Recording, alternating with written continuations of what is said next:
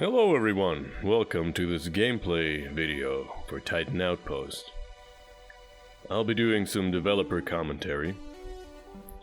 People have been asking for this, and I'm happy to oblige. We're going to create a special character, and we're going to pick the On the Spectrum trait. This means that negotiation skill will be capped at 0, but we gain 1 extra stat point. Now, the description leaves some rule for role-playing, and in this case our character is not just oblivious to how people act and think, but this character also doesn't really care about people.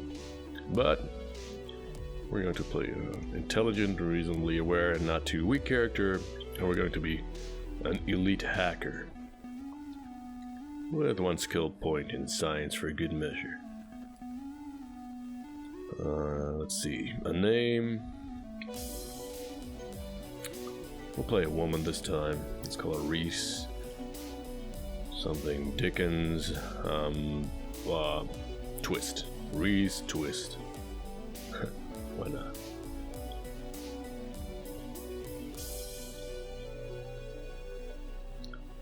Give her a ponytail. Sit back and enjoy the intro. Easy Lander, stand by. PCID, standing by. Prepare to disengage. Locks. Check.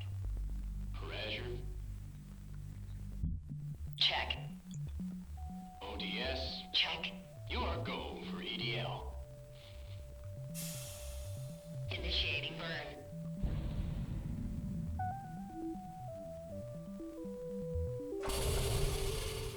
Vector locked. Confirm declining orbit established. Orbit decline okay. Good luck. AOA is too steep. Adjust now. Easy, you're coming it up. This is impossible.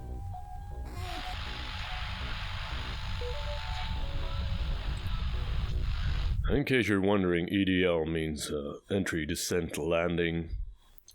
AOA is angle of attack, and ODS is orbiter docking system.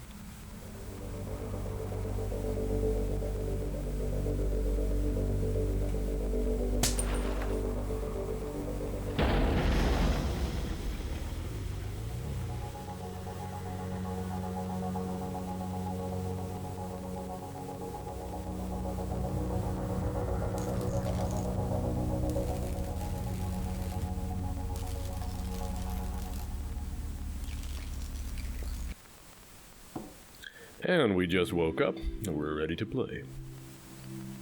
Hello, Commander. Welcome to Titan Outpost. The lander crashed after the parachute detached prematurely. The construction robot got you out Now, of there. like I said, we're playing a character that doesn't care about people, so we're not going to ask about her partner. It was programmed to head to the landing site and open the hatch in case something went wrong. Something went wrong. You can use the comms panel to contact Kronos Station. Let me know if you need any help with it.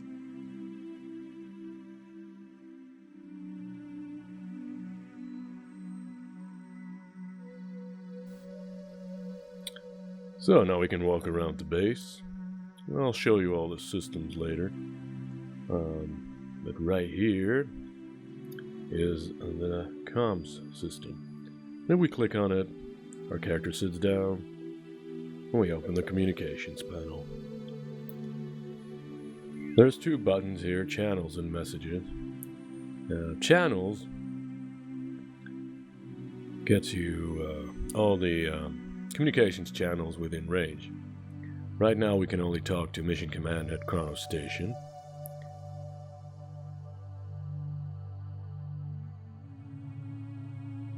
And messages is basically email.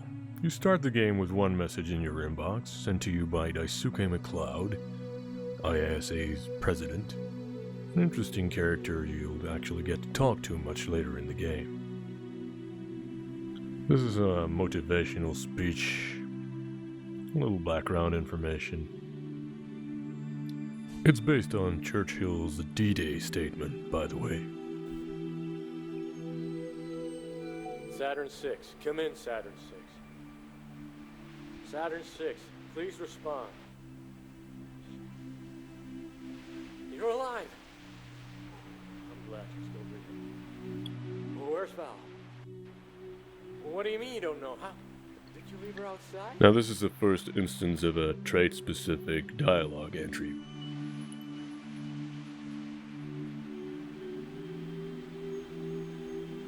Officer Grimes didn't make it.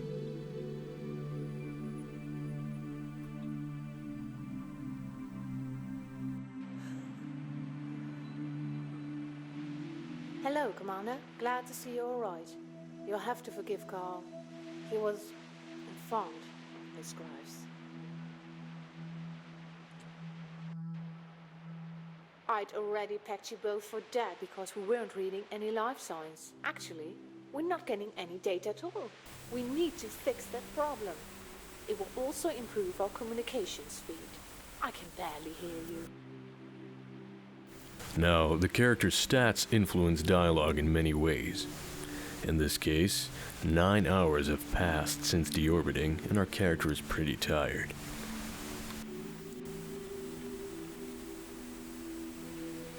Of course, you're right. Get some sleep. IPMS will help you get settled in. We'll talk when you wake up. Karen out.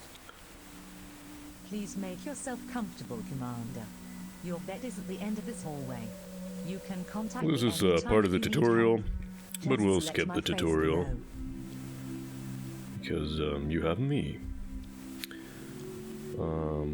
This is the toolbar on the lower part of the screen, and if we click on the Hello, AI Commander. icon, we can talk to the base computer. We can ask it all sorts of questions about the outpost, about the world, about itself, and it's context sensitive. You can also ask it about new research or quests or how to proceed. It will not always be able to help you, but it's usually a good idea to ask the AI something if you're stuck or wondering what to do. This is a character sheet, and as you can see, our fatigue level is at a 12-hour sleep deficit. We're drowsy, and we're being debuffed with 1 point taken off physicality and 1 point taken off awareness. So we need to sleep. We can do that in the time panel by checking sleep when tired. But for now, we're just going to click on the beds. Do you want to sleep? So we can accurately check our sleep deficit and click on the stopwatch icon. And add 1 hour, because our character likes to sleep in.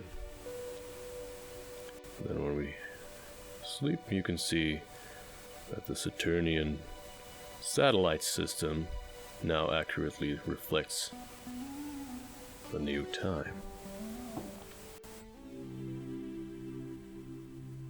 For all you astronomy aficionados out there, that's for you. So let's talk to Mission Command again.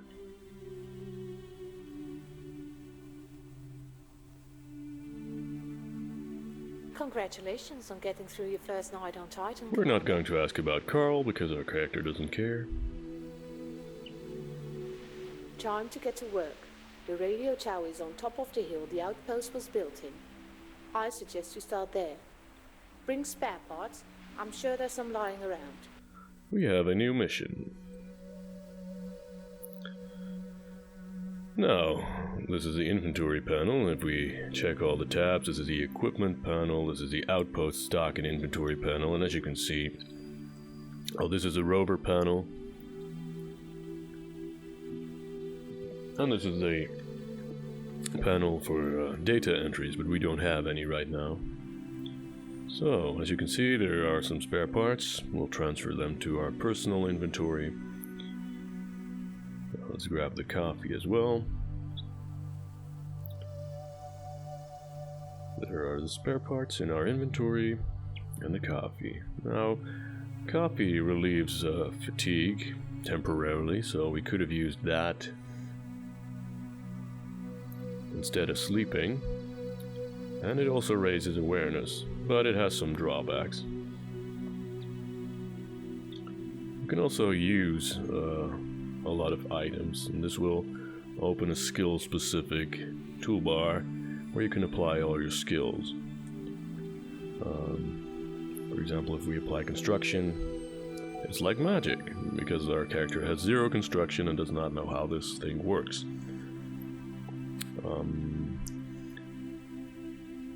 We do have 1 point in science, however, so it will give us the chemical formula. Now, as it says, that information is probably not very useful, and some of it is just flavorful background information. But usually the skills you can apply to items are crucial for progressing in the game.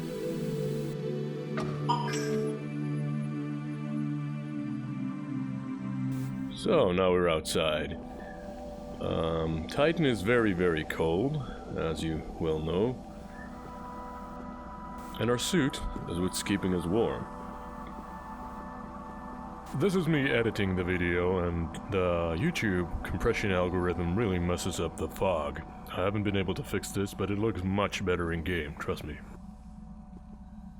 Battery will deplete over time based on the ambient temperature, and it will deplete with every step based on the surface conductance.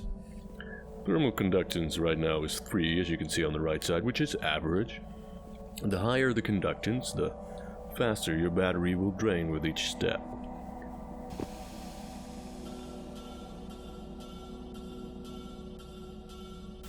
This is a tower we're supposed to fix, and now that we've climbed it, we can see that some skill icons have popped up. On inspection, it turns out it's covered in frozen ice particles. Let's try construction. But we have no idea how to fix this. We did bring the spare parts, but we can't use them because we have 0 construction skill. If we try to use brute force, our character is too weak. And the only things to show for our efforts are cold hands and a dent in our self-esteem. Now, I could try science, but we do have 1 point in science, and I don't want to spoil that solution for you. I want to keep this video relatively spoiler-free, so let's just fall down. Gravity on Titan is very low. The atmosphere is very dense, but gravity is pretty low, so a fall like that will not hurt us in any way.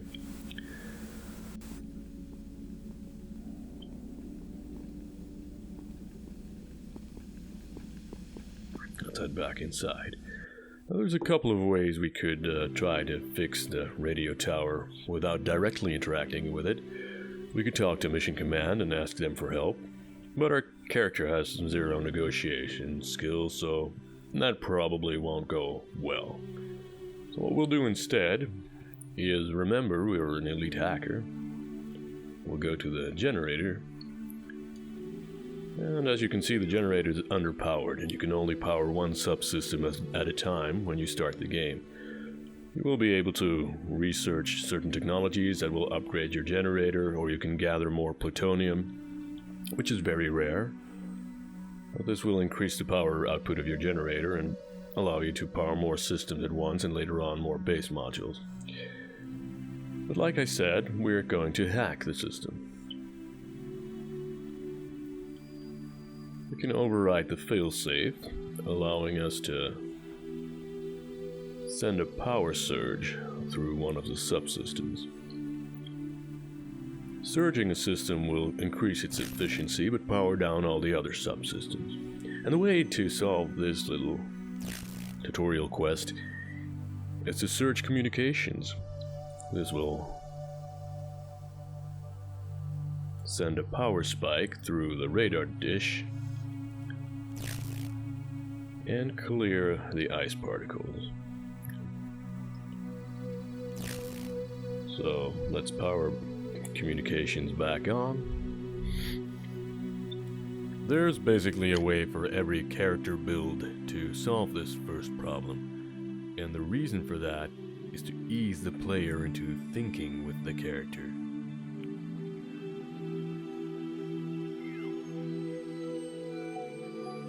job, Commander. Data link connection established. Now it's time for some real work. I'll let Carl fill you in. Have you found her yet? Carl, priorities. All right, sorry. We can't have you risk your neck to find what is almost certainly a frozen corpse by now. Maybe the mission will keep my head straight. Good, you got this. I've got other matters to attend to. So listen, we're here to harvest methane. For all their talk about research and exploration, the higher-ups were strict on our orders, and we've got quota to meet. Transcending humanity, my ass. Okay then, your first assignment is to set up a pumping station at the nearest hydrocarbon lake, Veolacus. Before we lost the data link, LTEM-1 was preparing a hydrokinetic pump for this. Finish constructing this pump and deploy it. You'll also need to dispatch a tank drone to the location. I'll patch through the coordinates. Now, this is basically Carl telling you how to do certain things in the game. But as you might have figured out by now, I'm the one who voiced Carl, so I'll just skip through this part. And I'll tell you as we go. I don't want you to get too sick of my voice.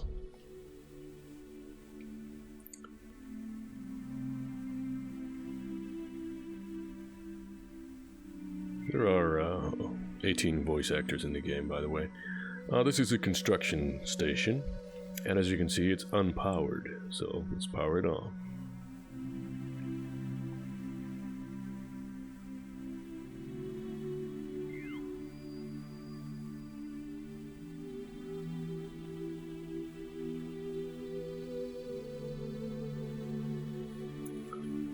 Let's play around with the camera here. There! Now, as you can see, it will take us 1.5 days to construct the remaining 5% of that pump.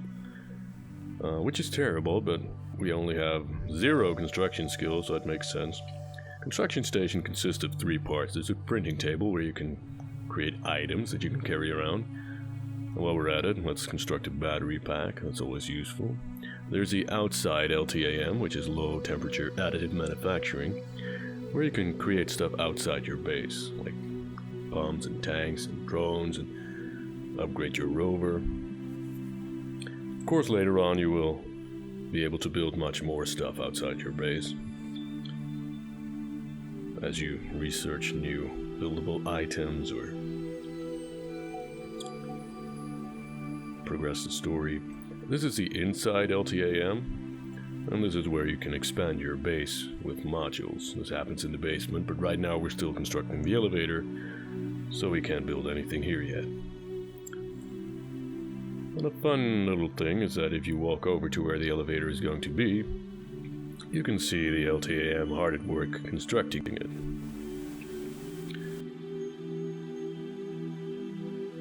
I really like little details like that in games, and I tried to put in as many as I could. I hope people appreciate that sort of thing.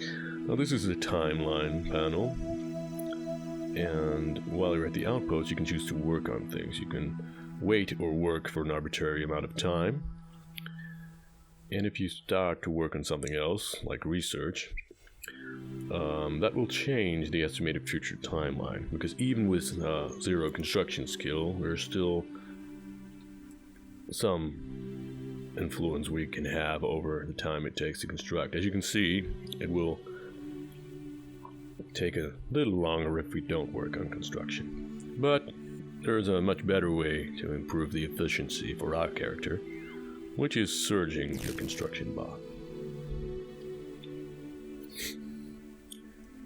If we click on this icon, it will lapse the amount of time until that event is estimated to occur. And it's an estimation because it's fluid. The timeline depends on your character. It's not set in stone. It depends on your action as a player. You only gain experience points for constructing things that require rare minerals. Otherwise, you could just exploit the system by building a whole bunch of cheap stuff. This is a logistics map. And this is where you can see Titan in all its glory. The North Pole area is fully mapped out with all the geography, which is where most of the game's action will take place, although you can explore the entire moon. And when we click on the nearest lake, we can see that we can deploy a pump here, the pump that we just built. We also get some background information on each location. There's basically a tiny encyclopedia of Titan in the game. So let's set some waypoints. If we try to add more than 2, then we'll say our logistics skill isn't high enough. But you can play the game by just having 1 tank and drone combination for each lake with 2 waypoints. That's fine. Won't be very efficient, but you can progress through the game with 0 logistics skill if you want. You can even skip the entire methane part if you're not into that. You'll still be able to finish the game, and you'll get a... Of course, the story will unfold a little differently, and you will experience different things, but just as much effort went into that part as in the methane part. You're not railroaded into anything. It's a very non-linear game in that way.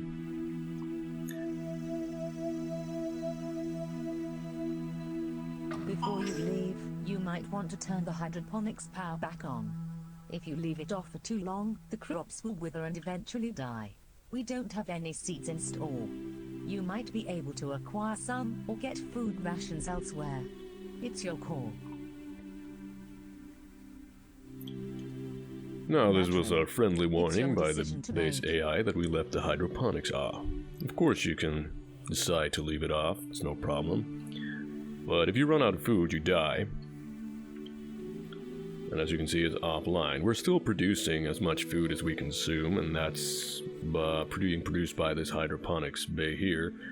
Later on, we'll need to produce a surplus by building hydroponics bays in the basement, and especially if we get more people at the outpost, which happens after a couple of months. We do need more hydroponics bays. Right now this one is enough, and we just need to power it.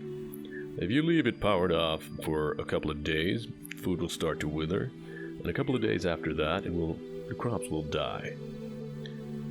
If the crops die, this is pretty bad, because you'll have to reseed them at some point. And you can find seeds throughout the game, but seeds are rare, and if you do find them, you can increase food diversity, which will improve morale. And if the crops die, diversity will be reset to 0.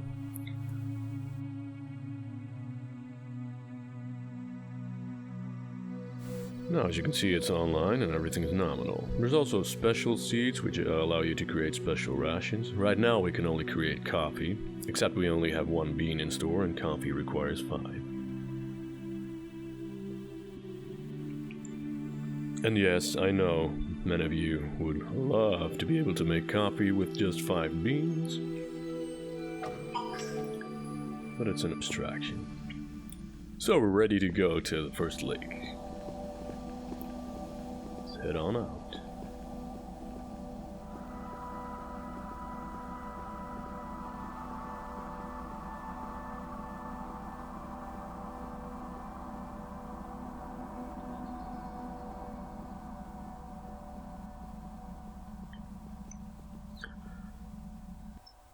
This is the Rover.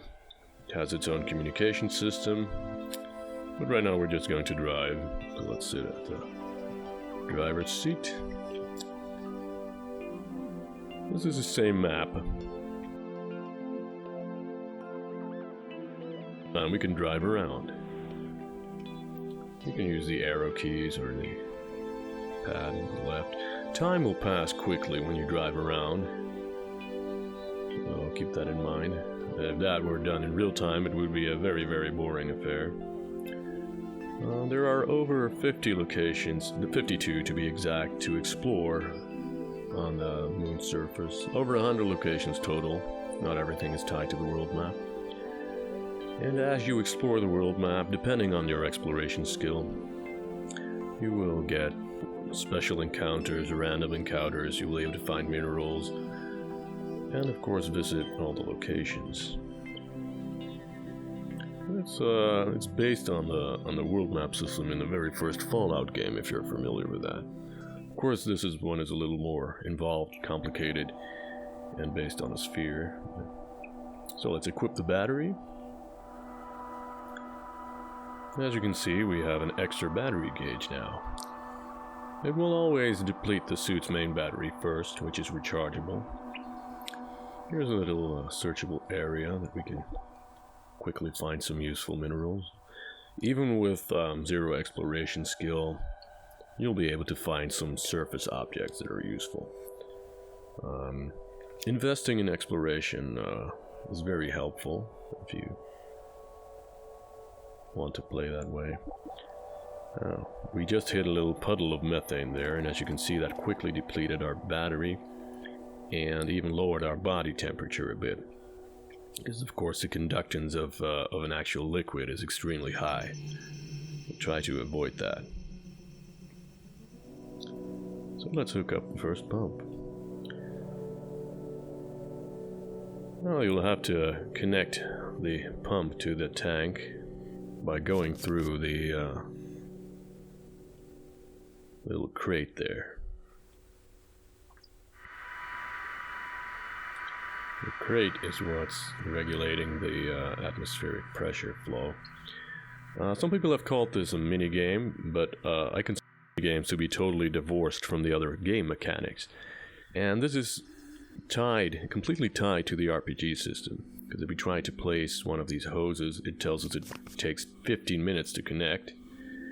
And that's because our character has 0 construction skill. And if we try to place this one, it says our battery will die out before we finish it.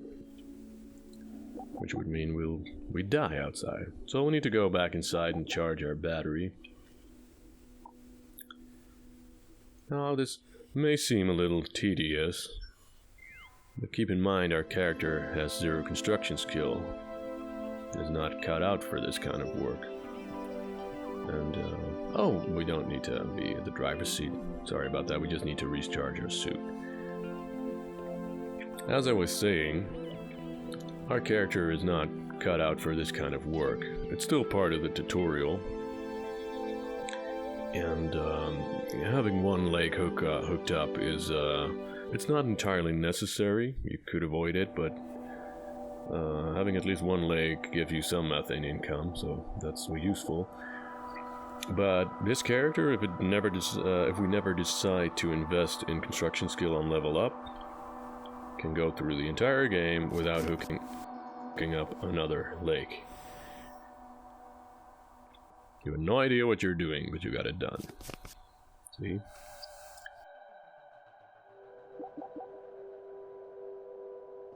Now, even though Mission Command will try to pressure you into hooking up more legs, the story won't unfold that way if you don't want it to.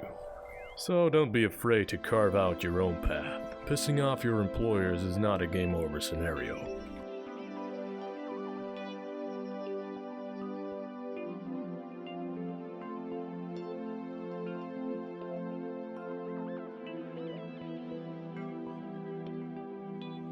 There, we just found another lake. Carl will tell us about the lake if we progress through that quest. So let's head back to the base. Oh, like I was saying, we can pissing off your employers is a valid strategy. I mean, you can always switch factions or just decide to work for yourself. Let's go to these empty crates here and grab a spent battery pack. This type of battery is not rechargeable. You can research rechargeable batteries later, but we can recycle this one. Well, there's another searchable area over here. And one mineral. And there over on the left is our crashed lander.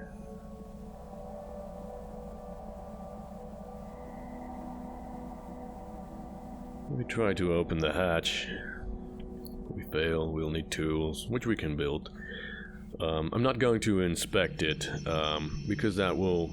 Our character is pretty aware, and that will give us some information that I don't want to spoil. It's part of a little investigation quest. And like I said, I want to keep this video light on spoilers. If you're curious about it, I can only encourage you to play the game. Now that we're in the outpost, we can process the minerals. They're added to the outpost, and we can recycle the battery. It gets us 1 mineral and 2 polymers, which is nothing to sneeze at, especially this early in the game. When this battery is depleted, we can also recycle it.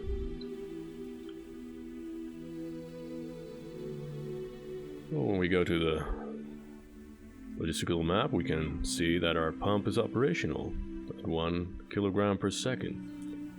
With a little pulsating methane icon.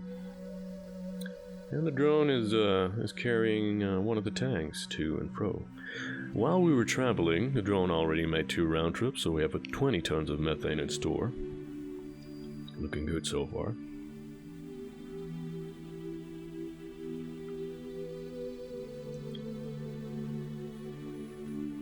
Oh, it's still unpowered. Let's power it up.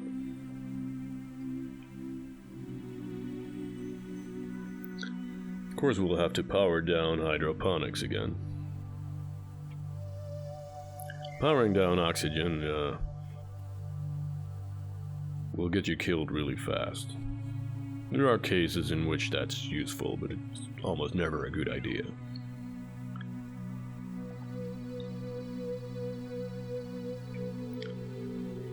There, now that the elevator is complete, we can excavate more room. And when that is done, we can build more base modules there.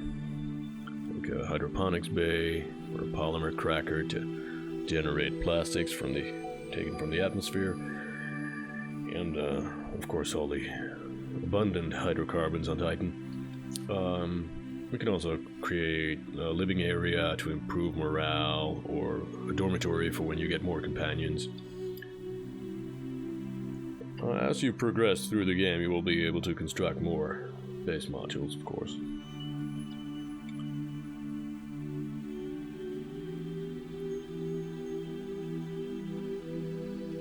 And as you can see, our character is looking good. We're almost at level 2. We're still happy. When you level up, you can skill points, and every other level you get a perk. This is a research panel where you can explore research avenues, new technologies. A useful thing to research at the start of the game is photonic insulation. This will free up thermal energy for the generator to generate more electrical energy. You can also research thermoelectrics upgrades, or you can research anything else, but it's usually a good idea to focus on getting the generator able to power 2 systems at once.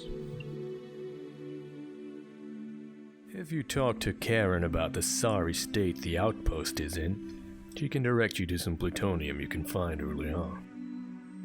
And here you can see the mission log, where it says we've completed 2 quests already.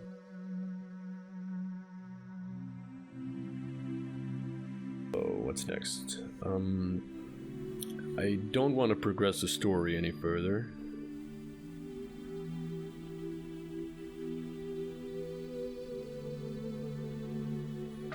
So let's talk to the construction bot, because there's something I want to show you.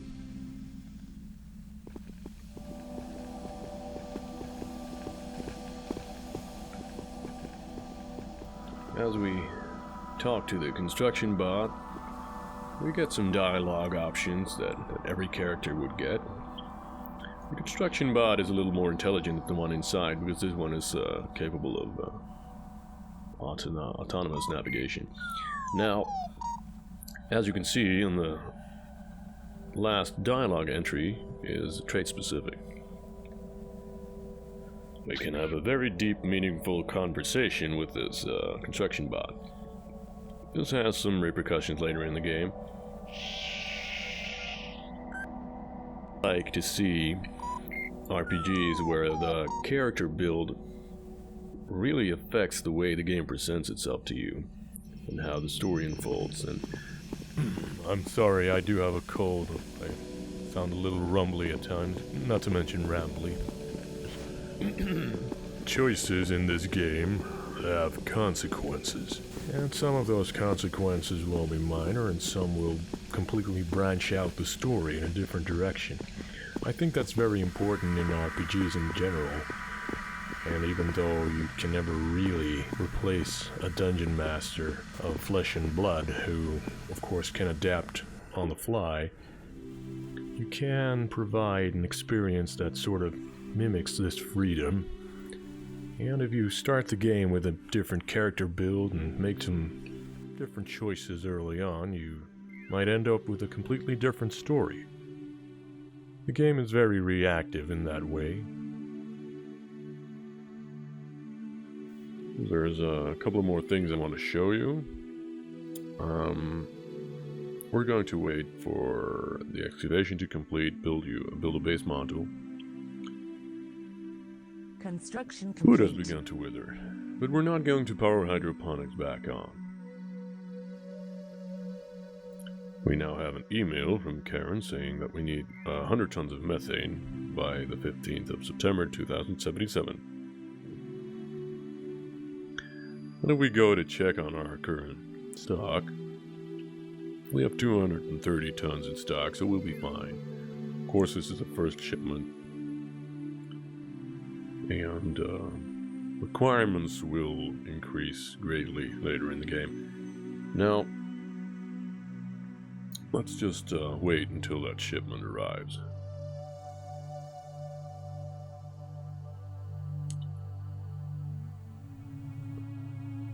I'm just clicking around a bit here.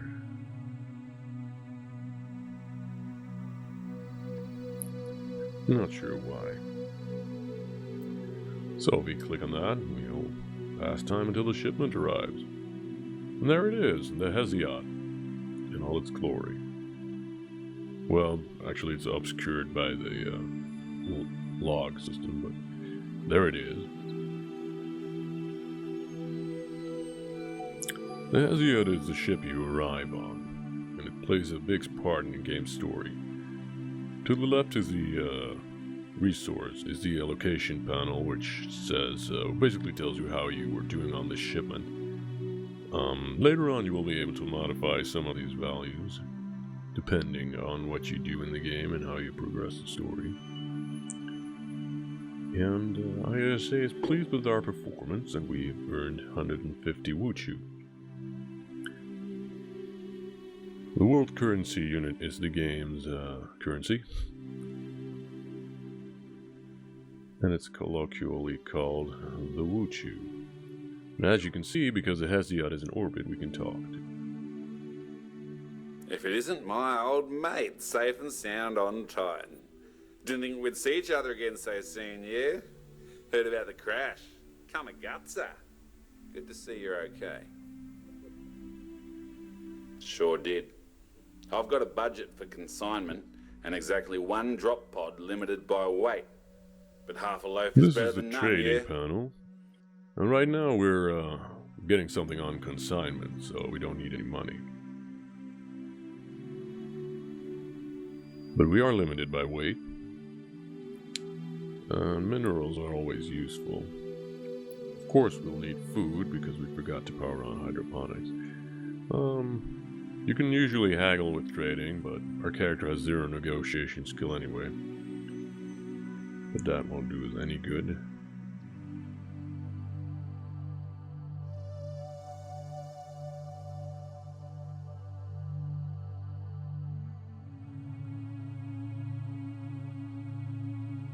Yeah, alright. I'll get it sent down immediately. The landing has been tagged on the west side of the space elevator platform. Go check it out when you're ready. Let's hope we hit the mark.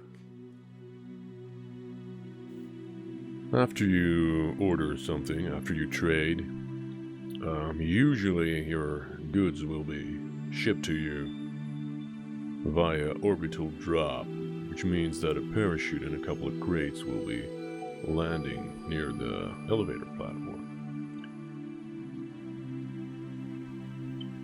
But first, let's build a hydroponics bay.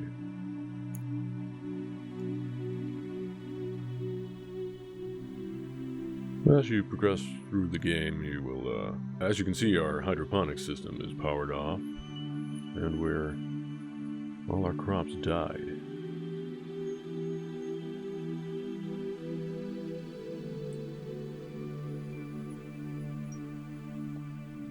So let's go check out that shipment.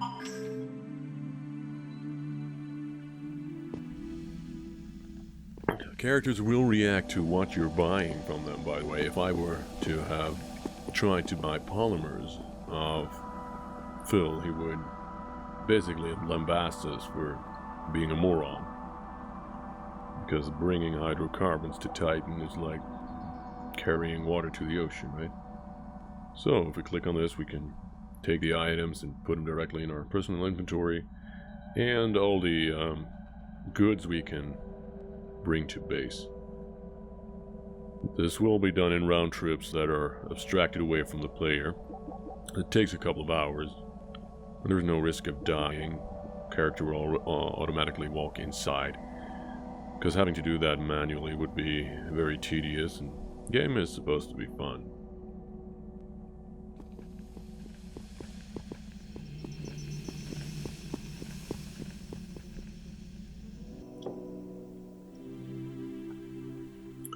So there we have it. As you can see, the items are now in the Outpost stock.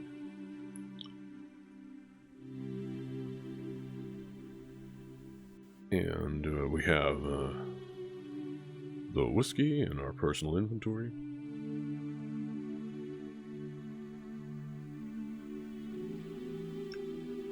You may wonder why whiskey, but you can ask Bill about it. Let me show you something here. On the outside LTAM, you can select manual control, and this way you can basically drive around the direct vicinity of the outpost. It's a fun little low-G driving simulator, but it also plays a part in a few quests. And here's the orbital information screen where you can explore the Saturnian system. We see Chrono Station, and all the satellites, artificial and natural, in the Saturnian system can be explored this way, viewed. Its main purpose is to give you a little information about the lay of the land and see where everything is in relation to each other. It has more faction characters arrive. As you can see, here's the Hesiod. As more factions and characters arrive, you will be able to tell where they are in relation to you. And later in the game, you will even have to use this system to solve a certain problem. But I won't spoil that for you. Oh, by the way, let's go back there. If we pass time here, once again, it will actually